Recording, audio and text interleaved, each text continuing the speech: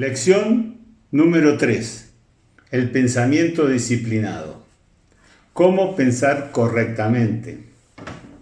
Este video va a alcanzar a los padres y a los hijos, porque son parte de un mismo equipo en el tenis. Este video va a contar de dos partes. Una parte A, que es el funcionamiento, y una parte B, de cuál es el funcionamiento específico en el tenis. En la parte A, que es el funcionamiento, para saber qué es lo que es, hay que saber qué es lo que hay. Las reglas de oro para producir un buen juego en el tenis es que primero viene la emoción y luego viene la acción.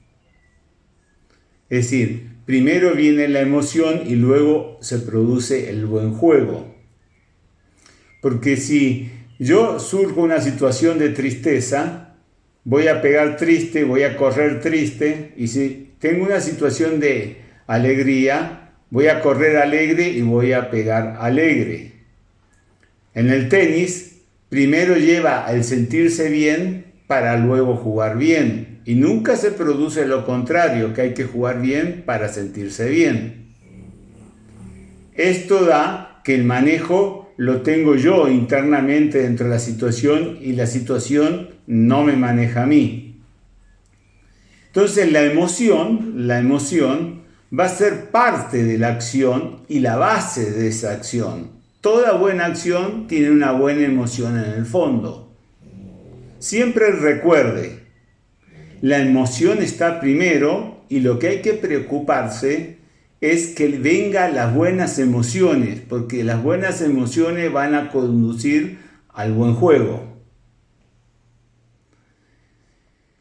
Hay explicaciones que se le da a los padres y la tienen los jugadores que están muy desde el punto de vista psicológico.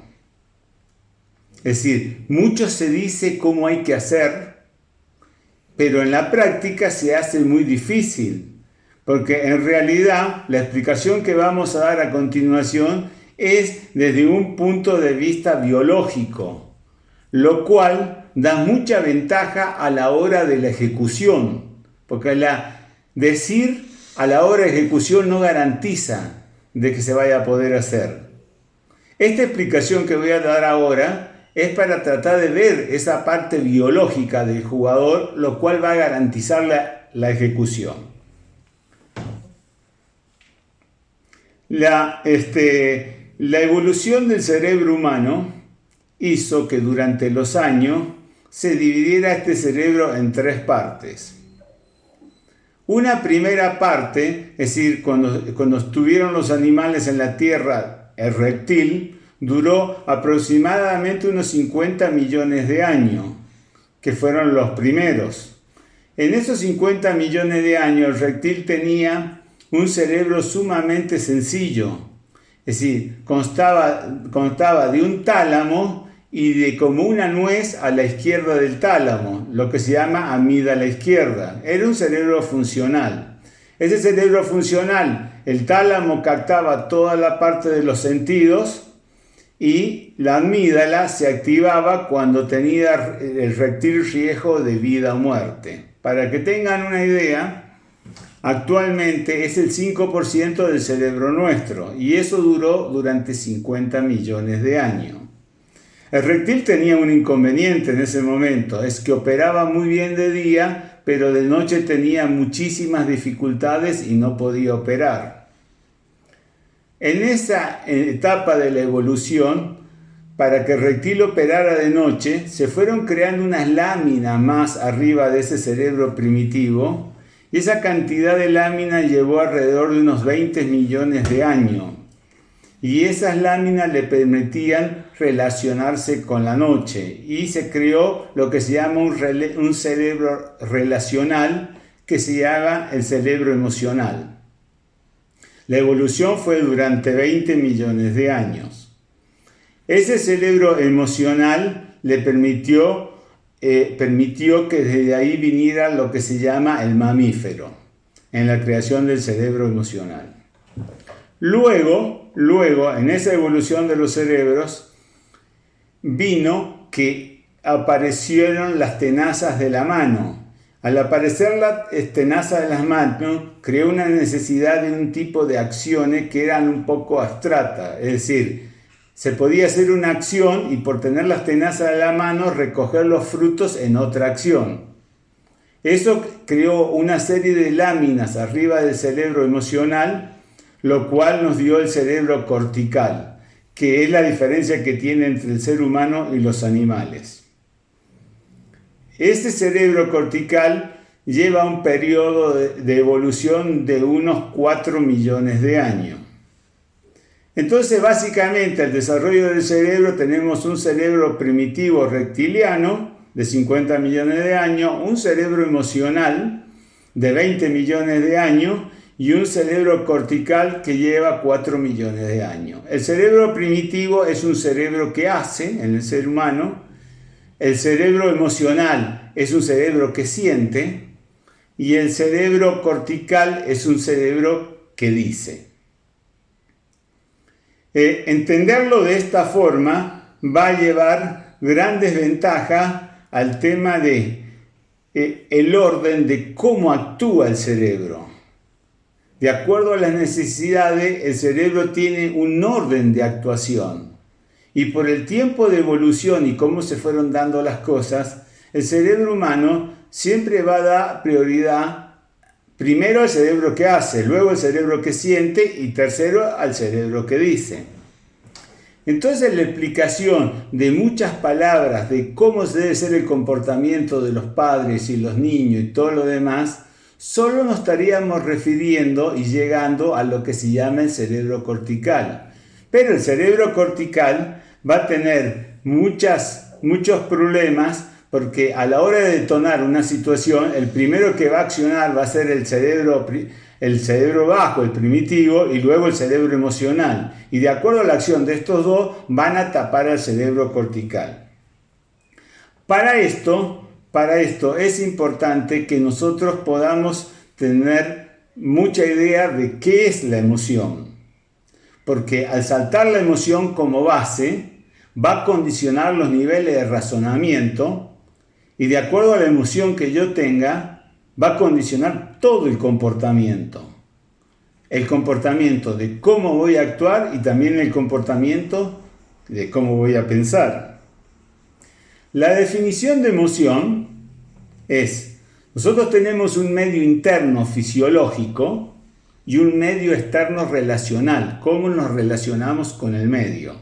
La emoción está pura y exclusivamente en la relación, no está en el medio interno, en el medio relacional. Los mecanismos que se fueron creando en el hombre primitivo era el hombre no era sedentario, tenía que caminar para buscar su alimento. En esa caminata para encontrar su alimento tenía duras luchas contra las fieras. Entonces, al ver una fiera que amenazaba con su vida, lo tomaba el cerebro bajo, lo transmitía a la amígdala izquierda, a la nuez, y la nuez detonaba una segregación, y esa segregación alcanzaba al cerebro emocional y transformaba una amenaza. Entonces, esa amenaza le daba la situación de huida. Ahora, lo que tenemos que tener en cuenta que ese mecanismo de ese cerebro que tenía el hombre para luchar contra las fieras es el mismo mecanismo que tenemos hoy en día cuando estamos adentro de la cancha. Y acciona tan potente y de la misma forma que accionaba en aquel entonces para enfrentar a las fieras. Siendo que en este momento se trata de una raqueta, una pelota, un contrincante y no hay fieras adelante. Entonces, la emoción juega un papel muy importante en el manejo de la situación. La emoción se transmite culturalmente. Es decir, los seres humanos nacen, crecen, se reproducen y mueren, pero cuando el ser humano muere, la emoción puede transitar hacia las próximas generaciones. Ejemplo muy sencillo, en los equipos de fútbol. Cambian 5 o 6 generaciones de los hinchas que van a ver los partidos. Las generaciones cambian, pero el sentimiento no cambia. O sea que la emoción pasa culturalmente. Lo que tenemos que tener en cuenta en la emoción, que el área externa, el relacionarse con el área externa, es el que genera la emoción. Entonces, en la relación con una área externa, yo tengo una representación dentro mío de cómo me estoy relacionando. Ejemplo, si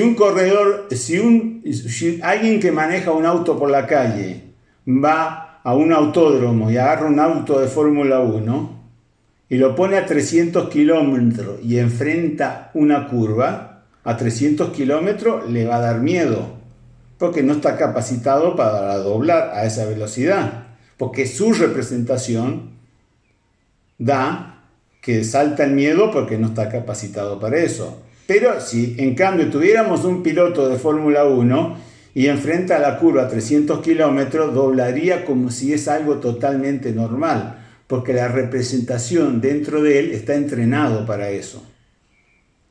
Entonces, la emoción salta en el medio relacional y la representación del medio es algo importante en el mecanismo.